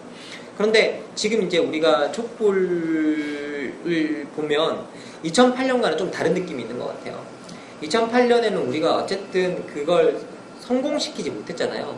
성공시키지 못했었는데 그 좌절감이 너무 사람들이 깊었던 것 같아요. 그래서 사실은 제가 2008년에 굳이 참여의 희망을 썼던 이유는 뭐냐면 이게 뭔가를 바꾸지 않았다고 해서 우리가 잘못한 게 아니다라는 걸 말해주고 싶었어요. 이건 정말 우리가 뭔가 멋진 일을 한 거다. 우리 스스로를 되게 자랑스러운 일을 한 거다. 그래서 이 광장에서 우리가 했는 일이 얼마나 대단한 일이었는지 정말 그 일을 알려드리고 싶었었거든요. 그래서 그걸 가지고 제가 초일상의 정치라는 개념을 들고 와서 여기에 설명을 했었는데, 그거 쓰고 난 다음에 우리나라에 뭐 좌우파 사전이라는 것이 나왔을 때 책이 있어요. 좌우파 사전 책. 거기에 제가 광장 민주주의를 정당한 좌파 이론가로 막 소개가 됐었어요. 저도 웃긴데, 저는 자유주의자가 솔직히 좌파가 되어버렸는데, 어쨌든 그 이론을 소개했을 때 제가 말하고 싶었던 건 뭐냐면, 이 광장 민주주의라는 게 매년 일어나고 매달 일어나지 않거든요. 사실 이게 정말 몇 년마다 한 번씩, 그리고 길게는 뭐 20년, 30년에 뭐 오고, 정권에 그냥 한두 번 있는 일이에요. 너무 자주 있는 일이 아니단 말이죠. 그런데 많은 사람들이, 많은 정치인들 전통적으로 이 광장 포비아가 있었어요. 광장 포비아. 왜? 광장에 모이면 뭔가 사람들이 일을 낼 것 같거든요. 그래서 심지어 옛날에는 야간 집회를 금지시켰잖아요. 해가 지면 집회를 못하게 했거든요. 왜? 해가 지고 사람들이 모이면 더 위험해질 거라고 생각했던 거죠. 그래서 이 사람들이 모이는 거에 대한 기본적인 뭐라고 해야 될까? 공포감 같은 것? 그런 것들이 있었는데, 이게 정권에만 있었던 거 아니에요, 사실은. 이거는 권력을 가진 사람은 물론 사람들이 모였을 때 그 사람들이 무언가를 하기 때문에 공포감을 가지게 되죠. 우리나라는 정말 좋은 나라예요, 지금 권력자들한테. 왜냐하면 유럽 같은 경우는요, 우리나라 200만 모여가지고 다 청소해주고 가잖아요. 유럽은 진짜 5,000명 모이면 도시가 불타거든요. 그러면 이게 말이 안 되는 거죠. 여러분 진짜 제 말이 거짓말인지 구글해보세요. 파리에 5,000명 모여, 뭐 어디가 불타, 뭐 이런 거 계속 나와요. 예? 그 이야기가 나오는데, 실제 우리가 정말 많은 사람들이 모여서, 전 2008년도 정말 놀라웠었어요, 사실은. 2008년도 정말 그거 제가 2달을 따라다녔거든요. 2달을 따라다녔었는데, 이거 정말 놀라운 일이다. 이걸 갖다가 정말 우리나라가 늘 정치 이론가들이 시민 불복종 이야기할 때 가장 이상적인 형태라고 정의하는 모든 조건을 다 채워냈다. 비폭력과 평화와, 그리고 한 목소리로 같이 움직이고, 광장에서 공론장을 만들고, 사람들끼리 그냥 함성만 외치는 게 아니라 의견을 나누고, 이 모든 의견들을 다 채워냈다. 그리고 그 당시에는 심지어 많은 분들이 내가 법을 어겼으니 나를 잡아가시오 했잖아요. 여기에 어떤 그 시민불복종 이론가들은 이런 것까지 해줘야 된다고 이야기하거든요. 그러면서 뭐라고 이야기했냐면, 그러니까 이게 원래 범죄는 모르게 하는 거잖아요. 근데 시민불복종에서는 모든 걸 공개하고 법을 깬다라는 거예요. 이 두 차이를 무시한다면 그 권력이 저열한 거라고요. 이 두 차이는 너무나 극명한 거라. 그래서 기본적으로 여기에 엄청난 차이가 있다라고 이야기하거든요. 그런데 그 모든 조건들을 다 맞춰주신 거예요. 그래서 저는 2008년도 지금 되게 놀랍다고 생각해요. 그때 정말 우리는 니네가 아무리 이렇게 해도 뭔가 바뀌지가 않잖아라고 이야기하는 게 아니라, 정말 세계사적으로 말도 안 되는 일을 우리가 그 긴 몇 달 동안 했다라고 말하는 게 저는 정상이었다고 생각해요. 그런데 되게 결과론적이죠. 아무것도 이걸 해서 바꾸지 못했어요. 2016년에 시작됐을 때, 그 2016년에 겨울에 그 집회가 시작됐을 때 정말 깊은 걱정이 들었습니다. 어떻게 보면 좌절감이라고 표현하면 그 좌절감을 딛고 뭔가 새롭게 시작되는 느낌이었어요. 그런데 여기서 아무런 결과물을 내지 못한다면 진짜 큰 일이 생기겠구나 라는 생각이 좀 들었었어요. 그래서 정말 더 절실하게 매달렸는지 모르겠어요. 집회에 열심히 나가면서 절실하게 매달리면서, 여기에 이 2016년에 이 촛불 집회를 통해서 사람들에게 이렇게 함으로써 정말 얻는 게 있을 수 있다라는 것까지 보여줄 수 있어야만 합니다.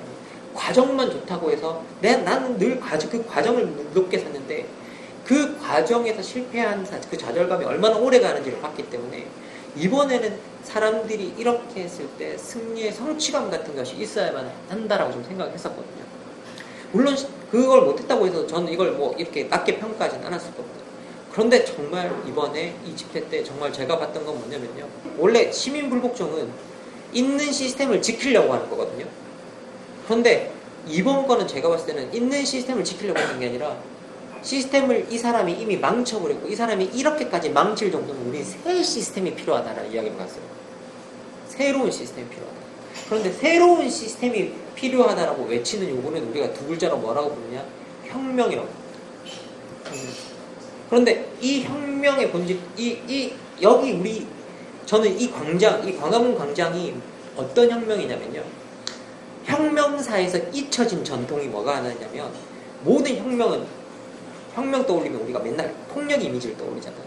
그리고 혁명의 전통이 폭력과 같이 간 게 있고, 혁명의 전통이 말과 같이 간 게 있거든요. 그런데 이 말과 같이 간 전통이 사실은 미국 혁명 이후로 끊어져 버렸어요. 이게 사라져 버렸어요. 그리고 심지어 미국 사람들도 자기가 그걸 했는지를 모르게 되어버렸어요. 망각되어 버렸다고 표현하거든요. 한나 아렌트 같은 경우에는. 그런데 정말 저는 광장에서 말로 하는 혁명의 현장을 보는 것 같았어요. 시스템을 바꾸는 일을 말로 요구하고 말로 바꾸고 그 일을 하고 있는 거죠. 그래서 저는 사실 우리가 이번에 우리가 그 개헌의 과정을 가게 될지 안 가게 될지 모르겠습니다. 근데 우리가 만약에 개헌 이야기가 나온다고 할지라도 한두 달의 얘기를 하면 안 된다는 거예요. 정말 이걸 갖다가 길게 2, 3년 논의를 해야 됩니다. 한 2, 3년 길게 논의를 하고, 이 논의가 왜 필요하냐면, 정말 거기에 우리가 광장에서 요구했던 우리의 목소리를 넣을 공간이 필요했을 때, 그 목소리를 가장 제일 깊숙이 넣어야 될 공간이 바로 헌법이라는 거예요. 헌법. 왜? 헌법이 우리 정체를 유지하는 기본 원칙이잖아요. 그럼 여기에 내가 요구하는 걸 불어넣어야 된다고 생각합니다. 그래서 이것들이 언론과 모든 것들이 다 결합해서 정말 여러분들이 의견을 표시할 수 있고, 나중에 심지어 저는 어떻게 생각하냐면요, 헌법을 통과시킬 때도, 다 우리가 합의한 걸 헌법을 통과시킬 때도 전체 헌법을 통과시킬 것이냐 말 것이냐 이걸 물어서는 안 된다고 생각해요. 정말 심지어 조항별로 투표해야 된다고 생각해요. 조항별로 우리가 이걸 정말 선택할 것이냐 안 할 것이냐, 중요한 조항들이 있다고 한다면 그 조항들은 따로 투표해야 된다고 생각해요. 몇 개의 중요한 조항들을 정말 따로 투표해서 우리가 거기에서 승인할 것이냐 말 것이냐 따로 투표해야 될 정도로, 기본적으로 우리가 많은 이야기, 여러분들이 진짜 이야기할 수 있는 공간들이 있었으면 좋겠다라는 생각이 좀 듭니다. 우리가 이제 그 민의를 좀 아까 설명하셨듯이 반영하기 힘든 선거제도, 또 민의를 잘 반영하지 못하는 정당, 이런 어떤 사실은 시민들로서는 어려운 조건들을 듣고 일종의 이제 촛불 시민혁명을 이뤄냈다고 할 수 있는데, 제가 이제 그 대선 기간 동안에 주변에 보니까, 그전에는 정치에 큰 관심이 없으셨는데 대선 TV 토론을 끝까지 시청하셨다는 분들이 제법 많더라고요. 그래서 저는 사실 중간중간 보다가 이거 뭐야 이러면서 안 본 적도 많았는데, 오히려 평범한 그 정치에 그동안 관심 없으셨던 분들이 토론을 저는 끝까지 다 봤어요. 그래서 이런 분들이 굉장히 많더라고요. 그래서 정치에 대한 관심, 우리가 이제 촛불 광화문 광장을 통해서 정치에 대해서 많이 더 관심을 갖고 참여하게 되면서, 또 사회를 그래도 조금 더 바꿔 나갔다는 경험들이 정치에 대한 관심과 참여를 높이는 계기가 된 것 같은데, 이런 시민들이 앞으로 말하자면 계속 정치에 너무 열광하지 않고, 정치에 너무 혐오하지 않고, 너무 실망하지 않고, 선생님 주장대로 정치에 적절히 반하려면 어떤 것들이 필요하고 어떤 마음가짐이 필요할까, 이게 좀 마지막 질문이 될 것 같은데요. 저는 여러분한테 진짜 정치를 정말 사랑하고 싶다면 정치가와 사랑에 빠지지 말라고 말하고 싶어요. 정치가와 사랑에 빠지면 안 된다고 생각합니다. 사실 이게 그 정치가를 지지하는 사람들이 잘못됐다고 이야기하는 건 아닙니다. 모든 정치는 정치가를 지지하는 사람들이 있어야 유지되는 게 사실입니다. 그런데 그 지지가 사랑이 되면 문제가 생겨요. 왜냐하면 사랑의 본질은 눈멈이잖아요. 눈이 안 멀었는데 그걸 사랑이라고 표현할 수 있어요. 기본적으로. 아무리 우리가 사랑을 이성적으로 설명하려고 해도 우리가 사랑을 그토록 아끼는 이유는 뭐냐면 그 사랑 안에 들어있는 눈멈 때문이거든요. 그 눈멈 때문에 무모한 사랑에 빠지고, 그리고 그 눈멈 때문에 무모한 사랑에 빠진 사람들을 우리가 걱정하기도 하고 아파하기도 하고, 그리고 그런 사람들 보면서 대단해하기도 하고 한심해하기도 하고 막 그러는 거잖아요, 사실은. 그래서 사랑이 정말 우리한테 매력적이고 그 사랑이 차지하는 가장 중요한 포인트는 그걸 눈멀어 버리게 하는 거예요, 제가 봤을 때는. 실제로 플라톤도 그러거든요. 지혜에 대한 사랑을 이야기하면서 이 지식 저 지식 가리는 게 지혜에 대한 사랑이겠냐라고 물어봐요. 아니라는, 무언가를 가려낸다라는 건 사랑의 본질이 아니라는 거죠. 그런데 정치는 무언가를 가려내는 일입니다, 사실은 알고 보면. 그래서 정치는 언제나 눈먼의 본질은 거리가 없기 때문에 눈이 멀어버리거든요. 근데 정치는 언제나 하나의 테이블이 내 앞에 있어야 되는 거예요. 그래서 이 상대방에 있는 그 정치하는 사람들이 테이블이 하나 있어서 이 사람들 그 테이블 건너로 볼 수 있는 정도의 거리는 있어야 돼요. 그래야지만 그 사람이 어떻게 객관적으로 움직이는지 볼 수가 있거든요. 그래서 정치 영역에 대한 뭐라고 해야 될까요? 정치 영역을 적절하게 아끼고 반할 수 있는 가장 좋은 방식은 뭐냐라고 생각하냐면요. 정치를 영역으로 바라보시는 거예요. 정치를 우리 서로를 돌보아주는 영역으로 봐야지, 아, 내가 어떤 정치가에 몰두하는 장으로 생각하면 절대 안 된다는 생각이 듭니다. 그래서 뭐, 저기서 절대 안 된다는 건, 부분은 뭐냐면 정치가를 지지하는 것이 안 된다는 것이 아니라 눈이 멀어버리면 안 된다라는 생각이 들어요. 이거는 단순히 뭐 뭐라고 해야 될까요? 일부의 사람들을 지칭하는 건 아닙니다. 모든 사람이 사실은 다 그래요. 그래서 사실 이게 전통적으로 아리스토텔레스부터 정치의 거리가 얼마만큼이냐 논의가 있었어요. 그래서 아리스토텔레스는 원래 우정이라고 그랬어요. 우린 친구는 있는 그대로 봐주잖아요. 그런데 심지어 친구도 너무 사랑하면 안 되죠. 친구도 때로 너무 사랑할 수 있잖아요. 그래서 심지어 어떤 철학자들은 뭐라 그랬냐면요. 일요일 아침에 그냥 우리로 치면 조기축구 하는 사람처럼 모여서 아침에 모여서 일요일 아침에 모여서 야구 한 게임하고 가면 그런 사이가 제일 좋다 그래요. 정치 간의 거리는. 그래야 정치가 정말 객관적으로 돌아갈 수 있다라고 이제 그렇게 표현하거든요. 어쨌든 여러분의 거리가 얼마만큼인지는 여러분이 결정할 일이고, 또 제가 아무리 말려도 여러분이 사랑에 빠지신다고 그러면 뭐 그게 또 사랑이잖아요, 원래. 그럼 어떻게 할 수가 없다는 생각이 듭니다. 하지만 누군가 저에게 정치를 오랫동안 아끼고 그 옆에 있을 수 있는 비결이 뭐냐고 묻는다면요, 저는 영역에 대한 그 아낌이라고 생각해요. 이걸 정치를 영역으로 바라봐 주는 거, 우리를 서로를 돌보는 영역으로 바라봐 주는 게 정말 좋은 부분인 것 같습니다. 사실 지금 우리 대통령도 많은 사람들이 화나하고 있는 게 그 돌봄의 모습을 보여주고 있는 거잖아요. 사실 어떻게 보면 우리가 그 돌보는 자세가 없는 지도자한테 지쳐버린 거잖아요. 그죠? 그래서 그 돌봄의 영역을, 이 정치를 돌봄의 영역으로 이해하는 것, 그것이 제일 중요한 부분이라는 생각이 듭니다. 예. 네, 그 선생님이 이전에 하신 말씀 중에 그 얘기가 지금 얘기 들으니까 생각나요. 화력발전소 같은 참여보다는 수력발전소 같은 참여가 좋다. 일순간 모든 걸 불사르는 참여보다는 꾸준히 또 이렇게 거리를 두고 꾸준히 참여하는 참여가 중요한 것 같다, 이렇게 말씀해 주셨는데 그 얘기가 생각나요. 네, 저도 사실 되게 좋아하는 편입니다. 비만 내리면 움직이는 그런 발전소면 좋겠다라는 생각이 듭니다. 예. 저희가 일단은 너무 길게, 저는 사실은 질문을 이렇게 주고받으면서 내가 진행을 해가지고 너무 이렇게 빨리 끝나면 어떡하지 이렇게 생각했는데, 저희가 나눈 이야기들이 시간이 굉장히 길어졌네요. 그래서 질문을 좀 여기서 마무리하고요. 혹시 못다 하신 이야기가 있을까요? 네. 아니 그래도 있으실 것 같습니다. 예, 뭐 많습니다. 근데 못다한 이야기 중에 진짜 하고 싶은 말은 뭐냐면요. 제가 4년 전에 여기 돌아왔을 때 스스로 생각했습니다. 한국에서 내가 이 일을 해서 살아남을 수 있을까?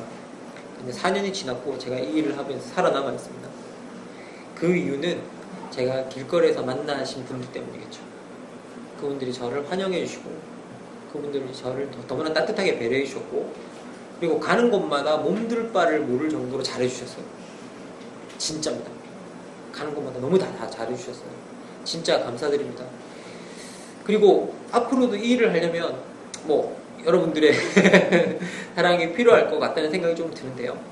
어쨌든 그 지나온 4년의 시간 동안 제가 이 일을 할 수 있도록 옆에서 지지해 주시고, 막 정세윤 간사님께서 말씀하셨듯이 의리로 강의 들어온다 라고 하시는 그런 표현을 쓰시는 분도 계시는데요. 그분들이 와주셔서 옆에 계셔주셔서 정말 오늘 있을 수 있었습니다. 그리고 돌아와서 만났던 길에서 만났던 그 수많은 사람, 그리고 뭐 그 수많은 사람 중에 한 명이 또 황주구 같은 분들입니다.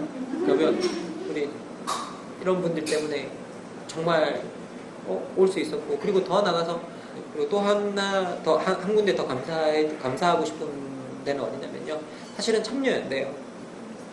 제가 여기서 시작했기 때문에 이 일을 계속 할 수 있지 않았나? 저는 그렇게 생각합니다. 뭐 제가 저의 능력 뭐 잘 모르겠습니다. 그건 모르겠고요. 그리고 여기서 만났던 수많은 활동가들 정말 옆에서 보면서 많은 에너지를 얻었습니다. 우리 활동가들이 이렇게 열심히 일하고 있구나. 나도 에너지를 얻어서 열심히 뭔가를 해봐야겠다 라는 생각이 정말 많이 들었거든요. 사실 세상이 공평하지 않다는 생각이 좀 들었었습니다. 약간의 제로성 게임 같은 걸 게임이라는 느낌이 들었던 건 뭐냐면요. 니네들이 삭제했잖아 라고 할 말은 없지만 참 이 간사들이 자신들의 젊음과 에너지를 정말 던져서 열심히 일하는 모습을 보면요. 아, 누군가의 에너지가 저렇게 갔기 때문에 세상이 바뀌고 있는 거구나 라는 걸 좀 느낄 수 있었거든요. 그래서 여기서 열심히 일해주시는 우리 정말 우리 이 처장부터 시작해서 막내 간사들까지 정말 다 감사드립니다. 정말. 예. 네, 박수라도 칠까요? 이 자리가 보면 이렇게 뭐 결산하는 거예요. 감사의 마음, 북토크보다는 어떤 감사의 마음을 전하는 어떤 자리 같은데, 방금 하신 말씀도 제가 조금 이렇게 몸이 움츠러들었는데, 제가 이렇게 마지막에 이제 좀 클로징을 좀 이야기를 전해야 되는데, 이 얘기도 뭐 더 오그라들면 어떡하지? 하면서, 제가 선생님이 필로가 프롤로그에 개인적인 이야기를 많이 적어 놓으셨다 이렇게 얘기했는데, 좀 한 구절을 읽으면서 좀 마무리를 하려고 합니다. 지금 나는 학교에 출강하며 생계를 잊고 길 위에서 사람을 만나고 있다. 불러주는 곳이라면 어디라도 간다는 마음으로 그렇게 산다. 그러다 보니 시간을 쪼개고 또 쪼개도 모자라다. 그래서 또 묻는다. 얼마나 오래 건강하게 일을 할 수 있을까? 답할 수 없는 질문이다. 하지만 답할 수 있는 것도 있다. 지금 하는 일이 좋고 행복하다는 것이다. 네. 다행이네요. 네. 아니, 근데, 제가 이제, 거의 1년 내내 선생님을 이렇게 보다 보니까, 어제는 3시간 잤어요. 거의 못 잤어요. 막 이런 날들이 많아요. 그러면서 이제 강의에 오시는 경우가 많아가지고, 내가 이 사람 어떡하지? 내가 어떤 책임을 지는 거 아닌가?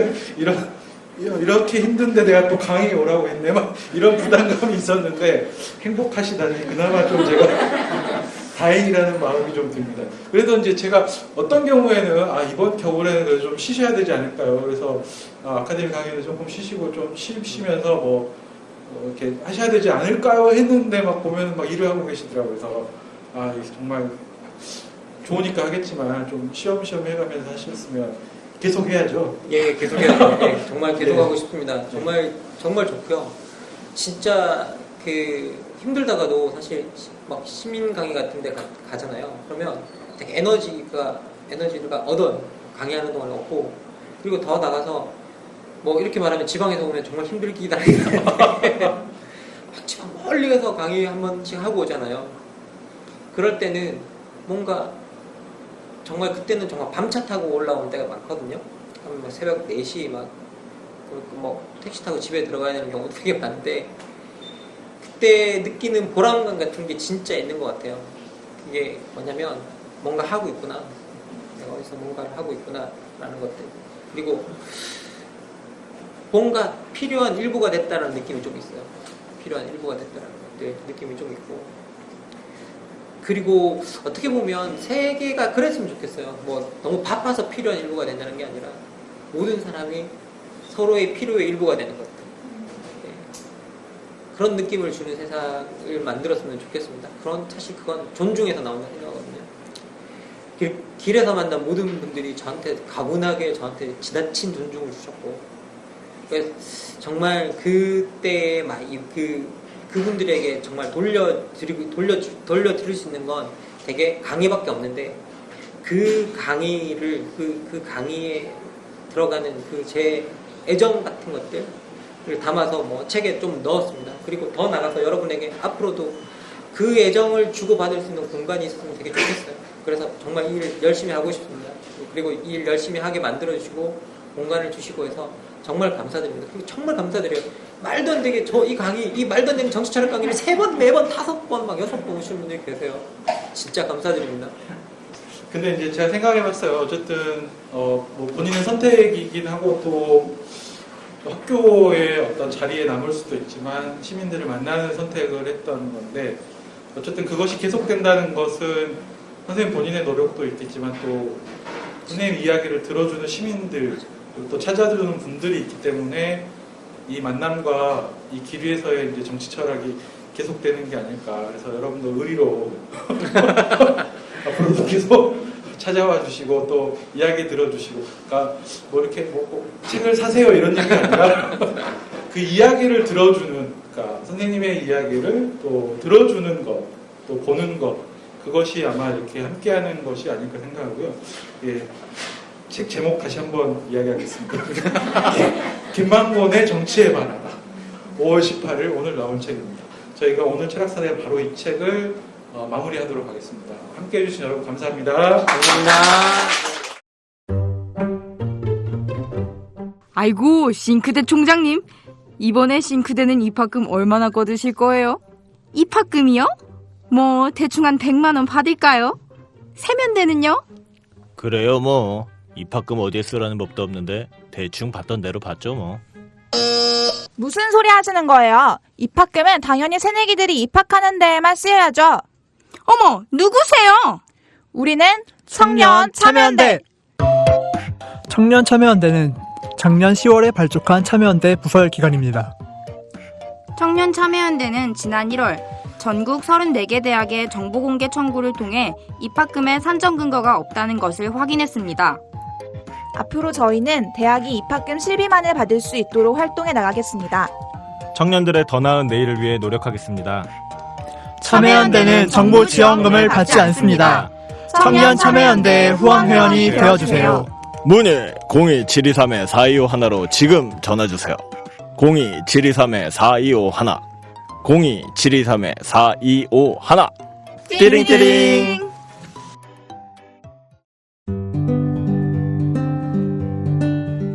안녕하세요. 아카데미 느티나무 강좌를 7년째 듣고 있는 70살 넘은 할머니 정애자예요. 저에게 아카데미 느티나무는 새로운 배움터입니다. 배움을 통해 행동하는 시민의 발걸음에 동참하고 있다는 것이 뿌듯하답니다.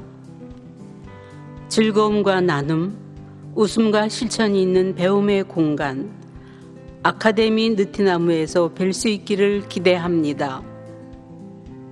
참, 아카데미 느티나무는 참여연대 부설 시민교육기관입니다.